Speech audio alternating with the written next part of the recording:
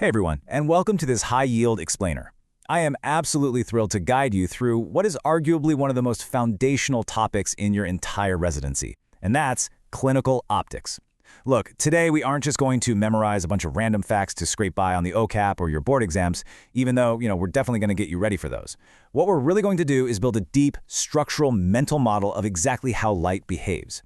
Because think about it, as an ophthalmologist, light is literally your primary medium. When you fundamentally understand it, it completely changes how you refract, how you interpret your OCTs, and how you diagnose in the lane. So grab your coffee, get dialed in, and let's master Vergence and dioptric power together. Here's our roadmap for today's explainer. First, we'll cover the nature of light. Second, we'll define vergence and diopters. Third, we're going to actually calculate dioptric power. And finally, we'll wrap up with clinical infinity and refraction. All right, let's jump right into Section 1, the nature of light. Okay, so let's start at square one. What exactly is this light that we're manipulating in the clinic all day?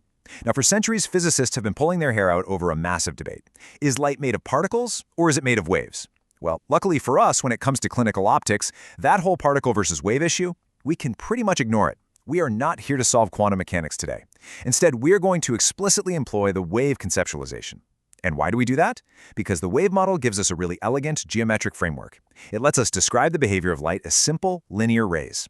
And once we can visualize light as rays, we can trace their exact path straight through the cornea, the lens, and right onto the retina.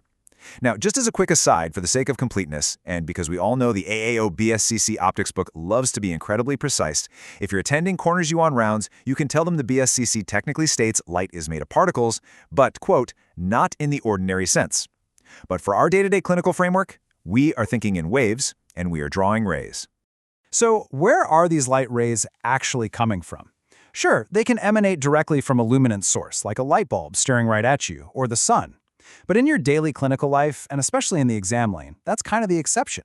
Far more commonly, the light rays we deal with are entering the eye after reflecting off a surface. Think about a patient looking at their comb in the bathroom mirror. The light rays bounce off the comb, hit the mirror, and then travel right into the observer's eye.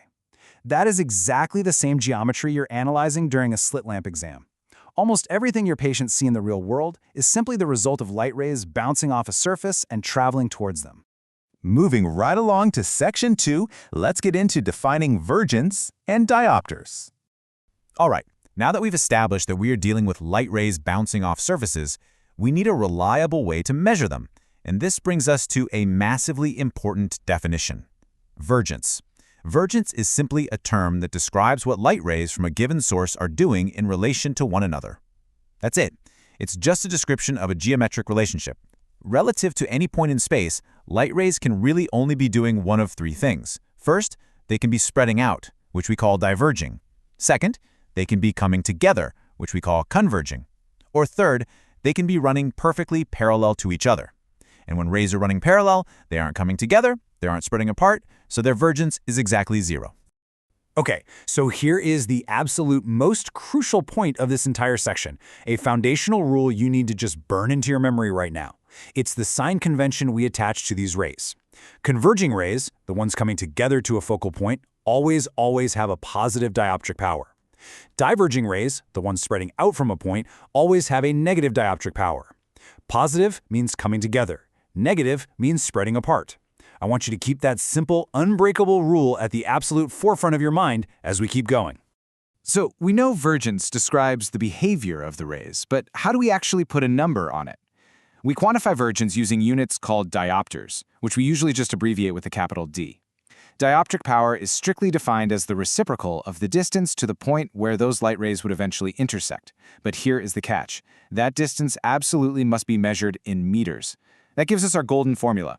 D equals 1 divided by the distance in meters. This is a beautiful little equation because it shows you exactly how physical distance in the real world and optical power are mathematically locked together. Let's dive into Section 3, calculating dioptric power. It's time to put that formula to work. Like I always tell my residents, optics is definitely not a spectator sport. So let's fire up your active recall with a quick OCAP check. Imagine you're standing at a specific spot, let's call it point A. The distance from point A until a group of converging light rays finally intersect is exactly 1 meter. Think about our golden formula.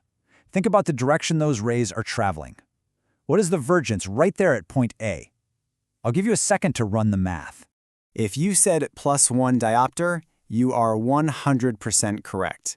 The distance until the rays intersect is 1 meter, right? So we take 1 divided by 1, which is 1, and because those rays are converging, meaning they are coming together, our sign convention says it has to be positive. So the dioptric power at that exact location is plus 1.00 D. Okay, let's move a little further back along the visual axis. Let's call this new spot point B. What is the vergence at point B if the distance until those exact same rays finally intersect is now 2 meters? Go ahead and calculate it in your head.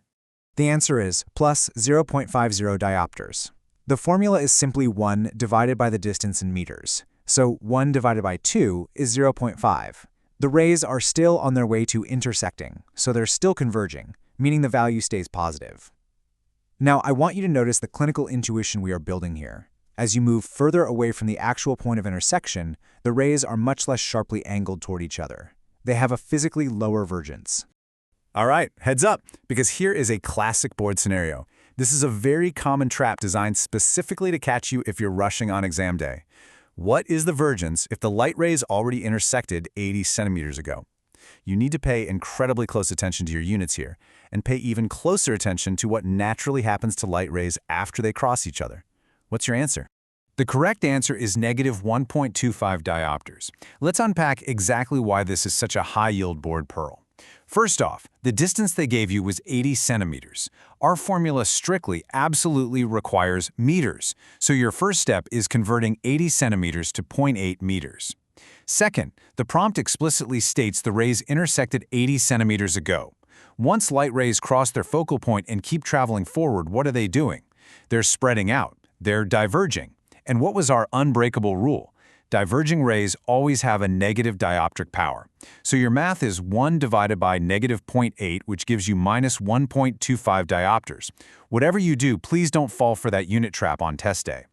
Now let's stretch this mathematical model to its absolute physical limits. What happens to dioptric power as the distance to the intersection point gets extremely, vanishingly small? Well, if the distance is just 5 millimeters, our formula becomes 1 divided by 0.005 meters, which explodes to plus 200 diopters. What if the distance is even smaller, like 0.005 millimeters?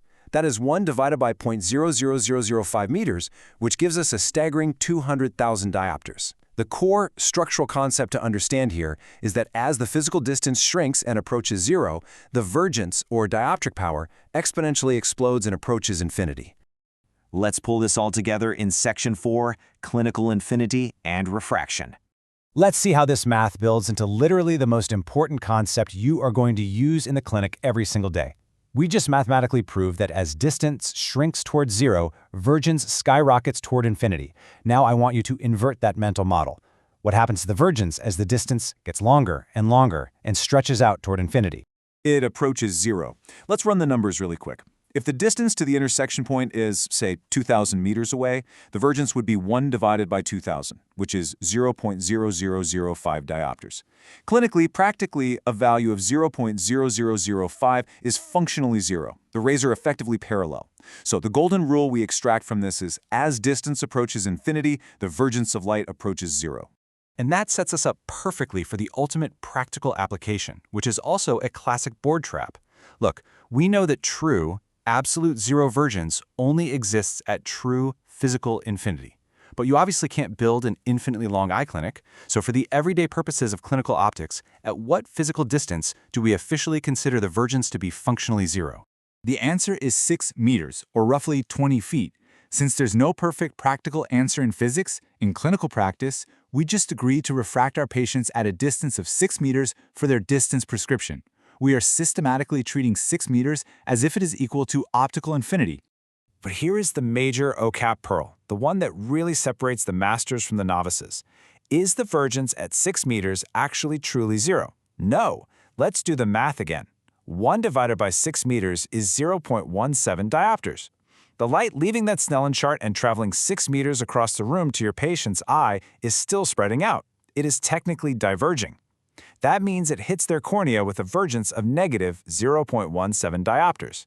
And because that light is diverging by minus 0.17, your phoropter literally has to automatically neutralize it by adding an extra plus 0.17 diopters of converging power just to get those rays completely parallel. So what does this actually mean for you in the clinic? It means that a patient walking out with a perfectly crisp 20/20 lane refraction is actually walking out of your clinic overplussed by 0.17 diopters. Now, for the vast majority of healthy patients, this tiny overcorrection is totally inconsequential. But as you advance through your training, you're going to learn exactly when this slight overplus becomes a really big deal. Let's wrap this up with a rapid-fire review of our top board pearls for today. Number 1, converging rays are always positive, diverging rays are always negative. Number 2, diopters equal 1 over the distance, specifically in meters. Do not let them trick you with the centimeter trap.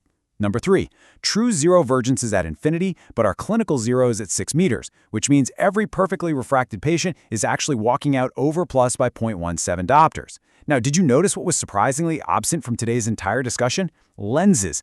Diopters fundamentally describe the vergence of light itself, moving through space long before it ever hits the glass of your phoropter. If you master that concept, your clinical optics foundation is going to be rock solid. So I want to leave you with a final thought to chew on before our next explainer. If a myopic patient is inherently overplussed at 6 meters, how does that exact same physical principle fundamentally change the way we calculate power for a hyperopic patient? Keep thinking structurally, keep building those mental models, and I will see you next time.